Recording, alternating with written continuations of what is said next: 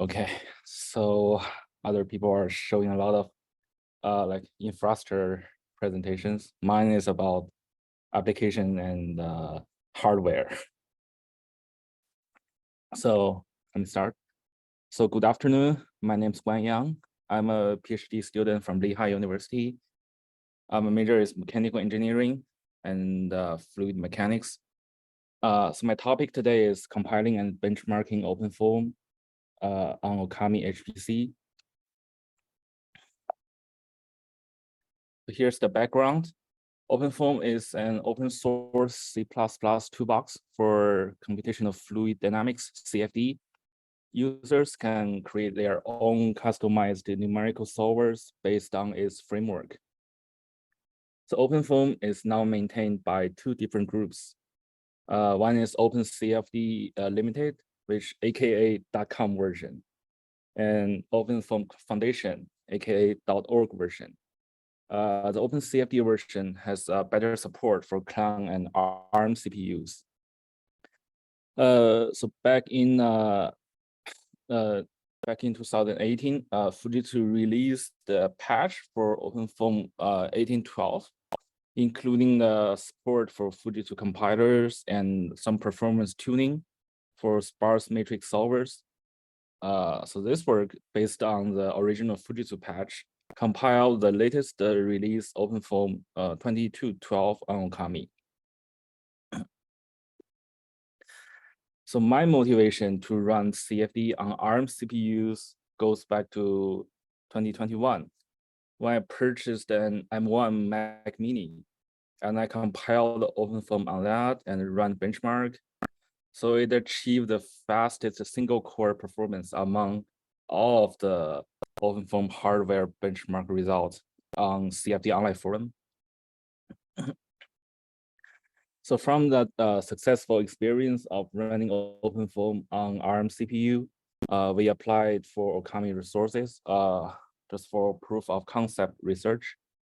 So the theoretical 1 terabyte per second memory bandwidth of a64FX should resolve the bottleneck of large-scale sparse matrices.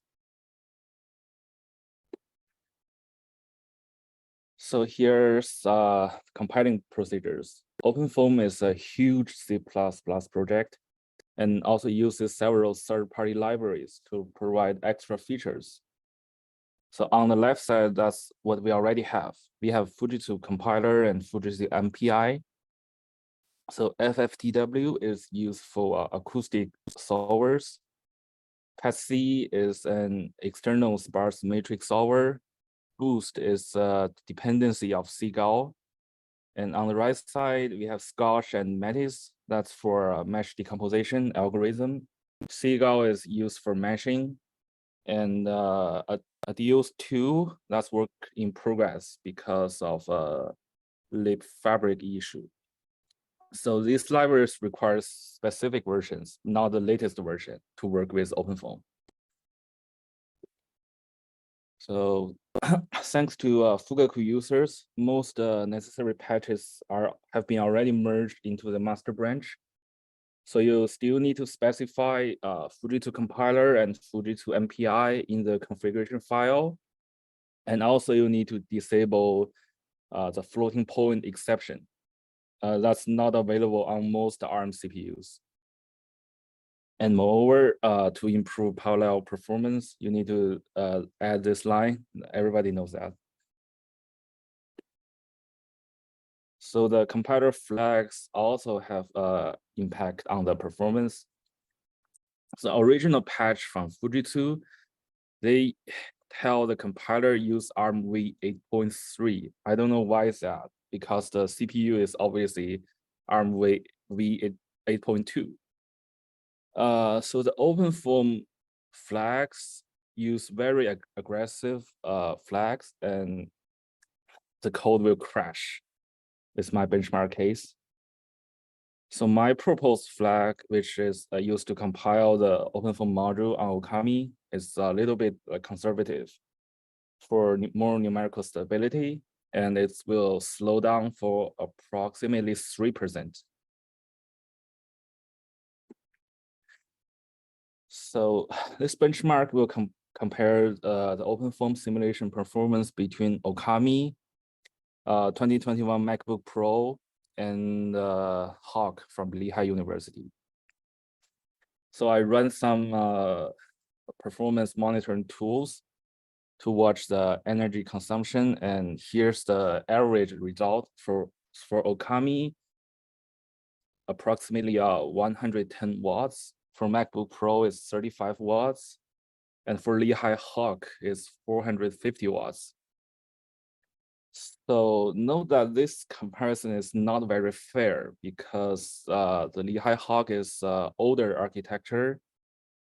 So if we use some clusters with Intel Ice Lake or AMD Rome Milan, then their energy consumption will be more comparable because they're using the similar manufacture process. So the motorbike case is the de facto standard benchmark case. It has 1.9 million cells, and it's designed to test the CPU performance. The benchmark case solves the steady state flow field around the motorbike using simple algorithm with K omega turbulence model. So from the benchmark result, we can see that the single core performance of M1 is blazing fast. It's 3 times faster than A64FX. So an x86 core is also 2 times faster than Ookami core. As the number goes up to 48, then the parallel efficiency of Hawk drops significantly to only 50%. But Ookami can still have 77%. So one of the possible reasons is the turbo boost strategy in Intel CPUs. So they boost at a very high frequency if you use only one core, but if you use all of them, then there's no boost.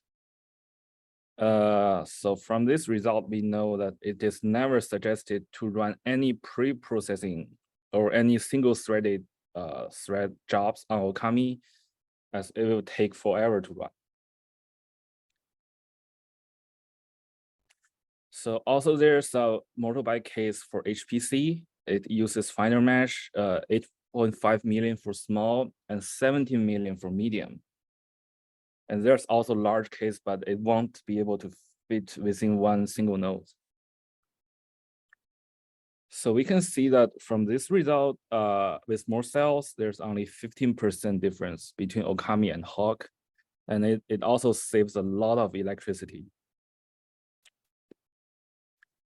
So for the medium case, it uses 29 gigabytes of RAM on A64FX. It's almost running out of memory. So this is like the upper limit, 17 million cells. If you go beyond that, you will risk like running out of memory. So this result shows Ookami is only 5% slower than Hawk, and saves almost 3/4 of the electricity. So here's the conclusion from the HPC motorbike case. So on x86, the simulation slows down as the memory bandwidth becomes bottleneck. So on A64FX, the memory bandwidth is sufficiently large to make the job always being CPU bounded, not memory bounded. So with the largest possible mesh, an Ookami node can achieve 95% of the performance of a similar x86 node. So A64FX doesn't slow down with more cells. It's suggested to keep at least 10 million cells per node to utilize the advantage of the HBM memory. And also, I need to say that Intel has launched the Sapphire Rapids CPU with HBM memory. So they're using the new technology as well. So I wonder what will happen on their platform if I get access to the Sapphire Rapids CPU. So here's our real world cases. This is my research project, the viscoelastic fluid solver. It adds an extra constitutive equation of stress tensor to the original incompressible fluid solver. This benchmark case is a contraction expansion microfluidic device. So this is actually a bad example of using less than 5 million cells. And the SUs are not very effective. So although it still saves a lot of electricity compared to Lehigh Hawk, well, the Apple M1 Pro saves even more, which means there's still more room of improvement for A64FX. This is the research project from my colleague, the vacuum membrane distillation VMD. The simulation solves coupled flow, temperature, and mass concentration fields in a long wavy channel. So his channel has 9 million cells. You can see with that number, Ookami got a good performance compared to Hawk, like 15% slower, but still like comparable result. That's a good example of running jobs on Ookami. So here's the best practice. So always perform pre-processing, like meshing or mesh decomposition on local workstations, then upload the ready-to-run case to Ookami. Less than 5 million cells per node or less than 100,000 cells per core may cause the job to be heavily CPU bounded. And more than 17 million cells per node or 350,000 cells per core may cause out of memory error. So the sweet spot is 10 million to 15 million cells per node. For CFD simulations, the current access credit exchange rate, which is 1,000 to 62, makes Ookami SUs approximately 2.5 times valuable as x86 SUs. And for CFD simulations, if you use it properly, then Ookami saves more than 70% of electricity compared to an Intel 14 nanometer CPU. And I would like to thank my colleague Justin for providing the benchmark case, and thanks Eva and George creating the OpenFOAM module on there.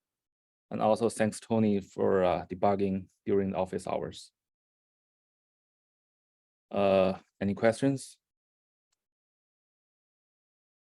Many thanks, Guanyang. That was interesting seeing everything so condensed in this presentation. Do we have any questions from somebody? Yeah.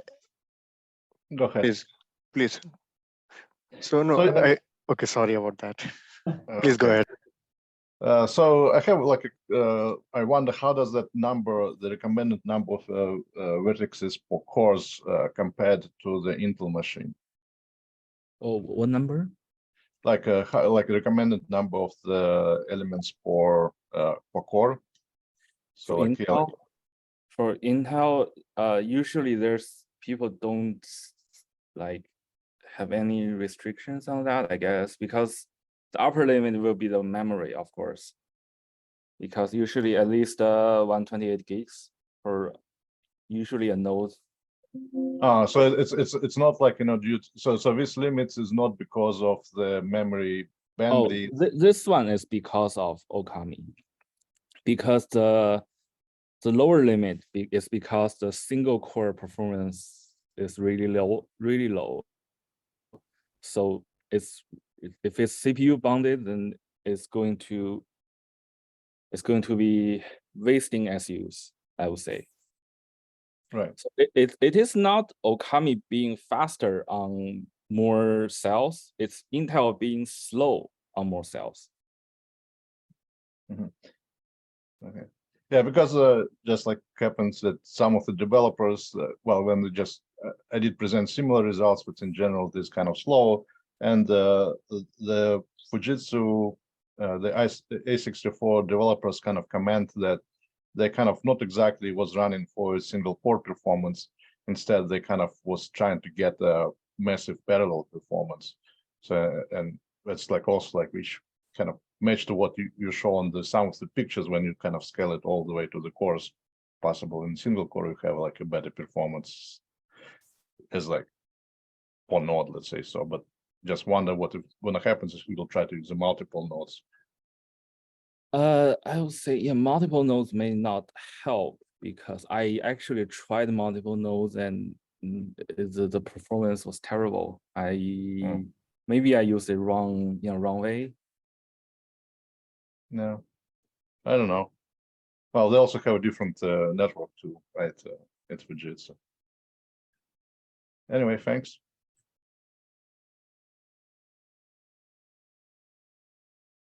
Gaurav, I think you also had a question. Yeah, so on slide number 14, previous one, yeah, I was curious to know, like, so how are you defining power here with respect to simulation Oh, time? it's the average power times the simulation time. Oh, it's not power consumption, it's energy consumption. Okay, so I was curious for the gray bar, power consumption is lower, but simulation time is higher, right? Yeah, because the MacBook power is much lower. Oh, okay. So did you see any correlation or any relationship between the optimizations and the power consumption? Optimization, you mean? Uh, Optimization on the code or? code, yeah, and the power consumption. There isn't much to optimize actually. Okay. And you also talked about the sparse formats, right, in the beginning? Which page? I don't remember, but we can leave that question. That's fine. I think that should be good. Yeah. Thank you.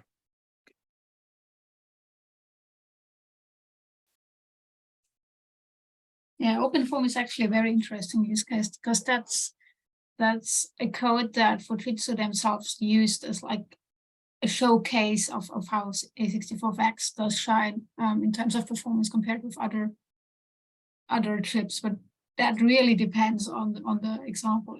Like for small examples, like using single core, we know that it's bad, but even single node, it's not comparable as we can see in terms of performance. Energy is great, but performance-wise, it's not that much better as we saw in some presentations. So it really does shine with a lot of nodes, like huge parallelization. So that was a very interesting finding in the OpenFOAM studies that Guanyang did. And also Nikolai did a study of different ARM chips, and not just OpenFOAM, but also other applications. No, I did it on the OpenFOAM, and my results is like much worse. So in his case, he has performance slightly better than his Intel counterpart. In my case, it's usually twice worse than Ice Lake generation of the Intel or like, the AMDs. But the energy consumption is twice better. So they are, 2 times slower, but you spend 2 times less energy. So, which I think is very interesting. You might wait for, twice more time, but, your build going to be smaller, and you also might fit it into, the rack of your room, which have smaller energy footprint, something like that. And if it's, and it also, the problem is, because that's like actually what the Fujitsu guys comment, that because like, maybe I'm supposed to try, instead of trying 1 node, I'm supposed to try 2 nodes, and then it might magically run the same speed as my Intel guys, but I still well, then in this case, I'm probably gonna use the same amount of energy. So it's kind of become, no, it's still gonna be twice smaller, right? Because I use 2 times less time now this time. So that's kind of the idea. Anyway. Yeah, actually, I have one question. So who decides that exchange rate? Yeah, so the exchange rate, for everybody who is not knowing what we're talking about here, Access has this idea of an exchange rate. So users who have an allocation and Access get an amount of service units, and then they can exchange the service units for computational time on some of the resource providers. And there is an exchange rate. So for 1 service unit, you get this amount of computational time on this machine.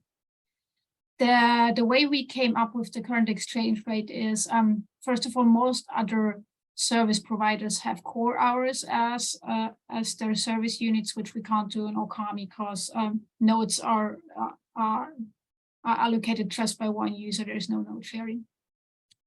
So we had a look at what other service providers have nodes or node hours as service unit. There's just one other one, which I honestly can't remember which one it was. So we used that as a benchmark and then slightly changed it due to the different hardware, but that's how we came up with the exchange rate. And having said that, Access is going to make the exchange rates, that's like research providers can define on their own how they want to set their exchange rate, and they can also change it. So previously it was solely based on performance, based on a Limpact benchmark. In the future, the exchange rate can be adjusted to a more like political grade. So research providers can either make it high or low, depending on how much projects they want to gain. So it's not purely anymore a performance indicator, but it's also more of a tool to have more or less projects on the system. But that's something that will happen in the near future. Yeah, okay, thanks. Because that looks too good to be true for us. 2.5 times more valuable.